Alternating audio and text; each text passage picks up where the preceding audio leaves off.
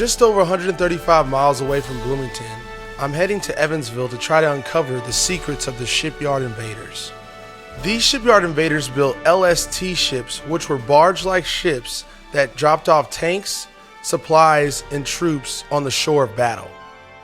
Not only was the shipyard and the LST an integral part of winning World War II, it also helped tear down cultural walls in Evansville. The Evansville Museum curator, Thomas Longberg, helps me explain the culture in Evansville during World War II. Certainly, that time frame in our country was unique in the sense that we were coming out of the Great Depression, where there's a lot of hardship and people really had to sort of hold together to keep things happening, and leading right into the World War II period. And here in Evansville, when the shipyard came along and other World War II companies and industries here in the city, that provided just, ironically, in a time of war and death, it provided, economic opportunities that had not been present for, quite a while. As I embark on the journey to uncover the secrets of the Shipyard Invaders, I first go to the Willard Library to talk to Harold Morgan, a World War II historian. What was it like to be an Evansville shipyard worker, and what did that entail? May I address Evansville as a whole, including the shipyard? There was nothing in this part of the nation as large as the shipyard, with the 70,000 people that passed through the doors. And oh, by the way, when young men received their draft induction, and I had a dear friend who's now deceased, was tool crib manager at Republic Aviation, and he was a young man. The day he got his induction notice, Republic Aviation terminated him. You couldn't work in those secret plants and after you had your draft induction notice. I do not know why. So he went immediately to the shipyard and they hired him, and he worked out there for 90 days. And they taught him to be a pipe fitter. And those are skills that he picked up at the shipyard taught him.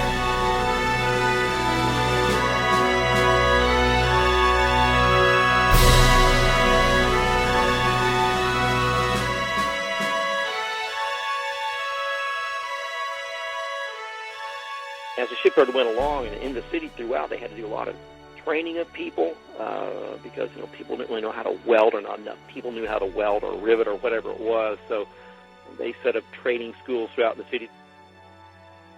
They had to train probably 15,000 welders, and every one of them came in off the farm behind the plow, literally. Yeah. And the women that were there and all of that. So that was the shipyard welding school right down here, the Promen.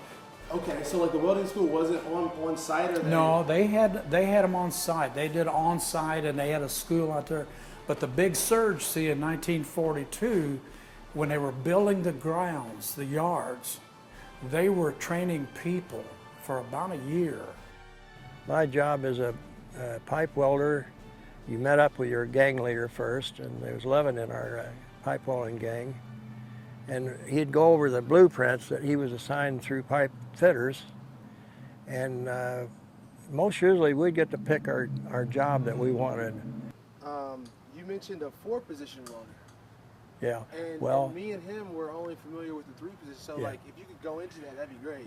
As a pipe welder, our 4th position was there wasn't too many people that could weld stainless then.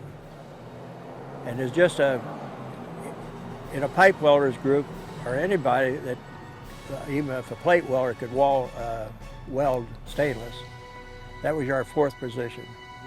And that's something you didn't learn in mechanical training. You'd line up there in the shipyards outside the gate. I'm thinking maybe it's like 19,000 employees there. And so you'd line up, and when the whistle would blow, then that meant the shipyards had cleared all their employees from the night shift. And there's a picture down there in the museum showing that. And with a magnifying glass, I can pick out possibly 2 people there. It could have been me.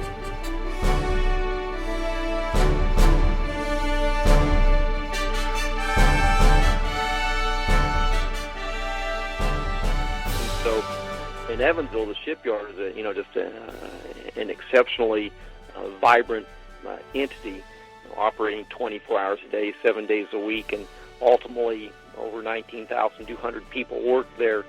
The largest employer in Evansville's history.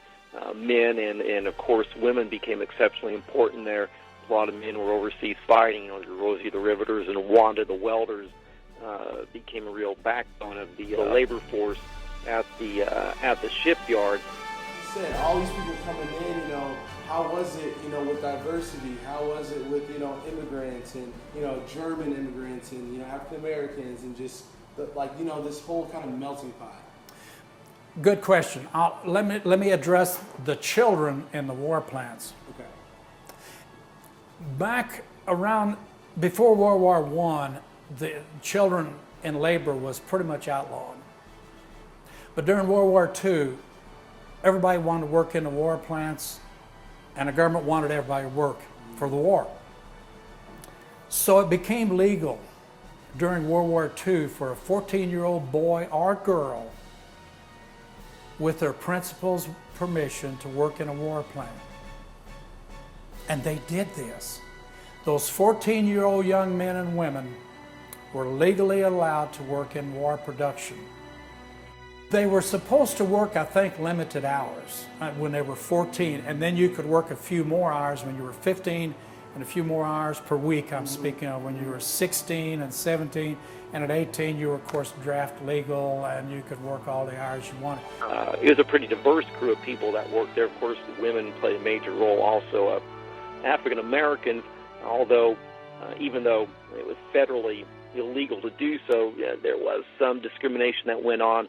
It's sort of interesting there. I think the shipyard management really, they had no problem with providing African Americans the best work opportunities, but some of the white laborers, particularly from the South, were still not willing to be working side by side, as welders or in the more skilled positions with African Americans. Whether you were white or black, you got equal pay, but they were segregated. Photos of the shipyard that show African American people. At that time, the largest, and perhaps even to this day, the largest employment event in Evansville history was built number 100. That was a special day, so they had picnics. They took 30,000 people to Burdett Park. That's out on the west side of town. It's in the county. The 30,000 people, and they were white, went to Burdett Park for their party. 3,300 went to Wesselman's Woods, which is on the east side of town, and that's where they had the African American party. They were segregated. But you had 10 times the number of people went to the white party, and 1/10 of that went to the African American party. In order to keep, sort of labor from potential labor slowdowns because of those issues, the management of the shipyard rather conceded to not have African Americans perhaps in the best positions there, but yet they did play a vital role at the shipyard nonetheless. And those shipyards sort of turned out to be basically a little city within itself with its own magazine, The Invader, which they published on a monthly basis and told the happenings of the shipyard with lots of good photographs and their own sports league, basketball, and baseball, and boxing, and all kinds of other types of things. Every department had maybe 2 or 3 or 4 basketball teams, and I was on our section. I was on their basketball team. I wasn't very good one night. The coach asked me, he says, "What in the world are you doing out there anyhow?" And I said, "I think I'm playing basketball." He said, he took me off, set me on the bench. You're part of something there that you just can't explain why you're there, but even though you can't do very good at things sometimes, you still feel a part of the family.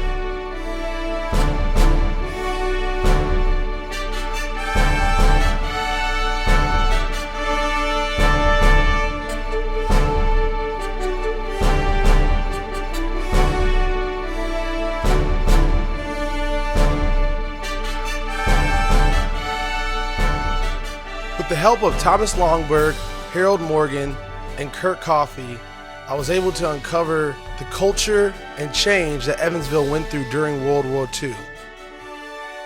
Today, the LST 325 sits on the banks of the Ohio River as a memorial to all the veterans and shipyard workers who made it possible for America to be World War II champs.